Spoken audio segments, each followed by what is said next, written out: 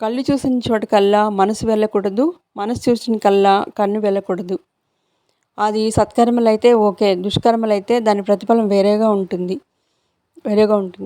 ఒక మనిషి ఒక బాగా మాగిన మామిడి తోటలో ఒక మామిడి చెట్టుని చూసి, ఆ మామిడి చెట్టులోని మామిడి పండ్లు కోసుకొని తినాలని అతని కళ్ళు పదే పదే పదే పదే ప్రేరేపిస్తూ ఉంటాయి. దానివల్ల మనసు ప్రేరేపితమైంది. మనసు ప్రేరేపితం వల్ల కాళ్ళు ఆటోమేటిక్‌గా నడుచుకొని వెళ్ళాయి. కాళ్ళు నడుచుకొని వెళ్ళడం వల్ల చేతులు కూడా వాటిని కోసుకోవడానికి ముందుకు చాచాయి.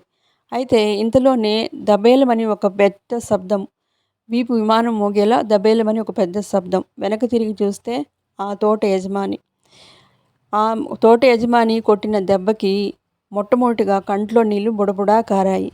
ఇక్కడ చేతులకు కానీ, మనసుకు కానీ, కాళ్ళకి కానీ ఎలాంటి ఎఫెక్ట్ లేదు. కానీ కళ్ళల్లో మాత్రమే రియాక్షన్ అనేది ఏర్పడింది.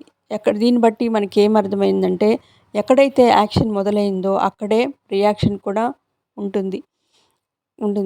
అందువల్ల మన లైఫ్‌లో జరిగే ప్రతి కష్టానికి, సుఖానికి అన్నిటికి కూడా మనమే కర్త, మనమే క్రియ. కాబట్టి ప్రతి ఒక్కరు కూడా బీ పాజిటివ్‌గా ఉంటాము. బీ గుడ్ యాటిట్యూడ్‌గా ఉంటాం. మరోసారి అందరికీ కార్తీక పౌర్ణమి శుభాకాంక్షలు. Thank you for watching my video. Please like, share and subscribes.